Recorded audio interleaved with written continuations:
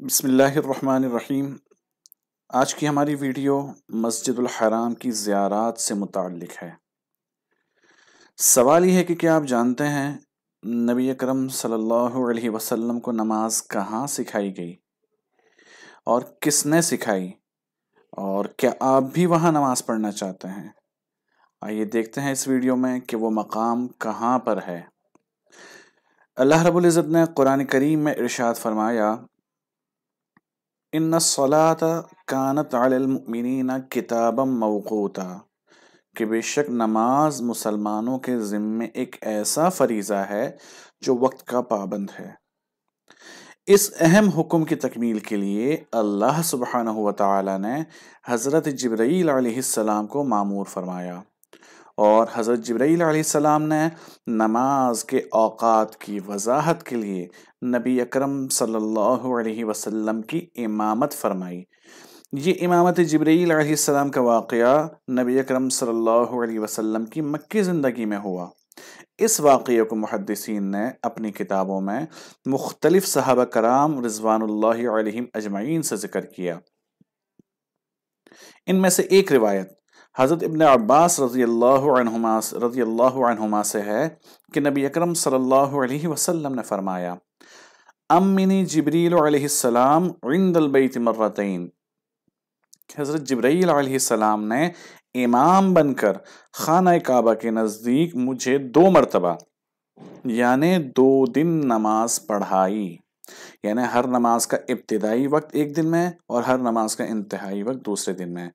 تو امام پتہ چلا کہ امام حضرت جبرائیل علیہ السلام تھے جنہوں نے امامت فرمائی، اور نبی اکرم صلی اللہ علیہ وسلم نے ان کی امامت میں نماز پڑھی، اور دوسرا یہ کہ نماز کے اوقات کی تعیین بھی فرمائی کہ ابتدائی اور آخری وقت کون سا ہے ہر نماز کا۔ تو خانہ کعبہ کے قریب اس مقام کو مصلی جبرائیل علیہ السلام کہا جاتا ہے۔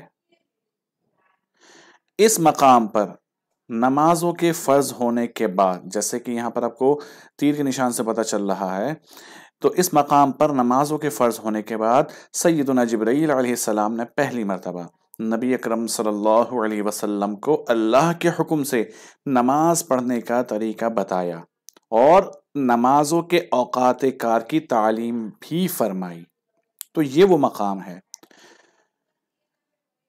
تو سن 1958 تک اس مقام یعنی مصلی جبرائیل علیہ السلام، جیسے کہ تصویر میں واضح، اس کو زوم کر کے دیکھتے ہیں، یہ وہ مقام 1958 تک اس کی نشاندہی کے لیے بیت اللہ کے دیوار کے قریب مطاف کے فرش پر ایک جائے نماز کے برابر ایک چھوٹا سا گڑھا بنا ہوا تھا، جیسا کہ آپ کو تصویر میں نظر آ رہا ہے، اور لوگ اس کو آسانی سے اس مبارک مقام کو پہچان لیتے تھے۔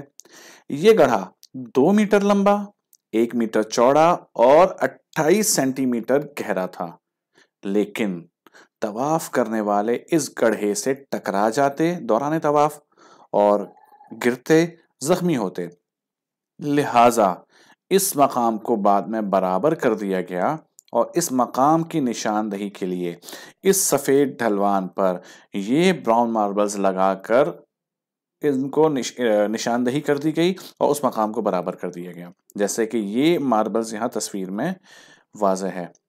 لہٰذا یہ وہ مقام تھا کہ جب نماز کی فرضیت کا حکم ہوا تو اسی جگہ پر حضرت جبرائیل علیہ السلام نے نبی اکرم صلی اللہ علیہ وسلم کے ساتھ نماز ادا کی، اور اس مقام کو مصلی جبرائیل علیہ السلام کہا جاتا ہے۔ اسی طرح کی ویڈیوز کے لیے ہمارے یہ سوشل میڈیا اکاؤنٹ ہے المعلم حج کے نام سے، یہاں سے آپ کی ویڈیو حاصل کر سکتے ہیں۔ حج عمرہ کا مکمل طریقہ ویڈیو کی صورت میں، ورکشاپ کی صورت میں ہماری اسی سوشل میڈیا ایڈریس پر آپ کو مل جائے گا۔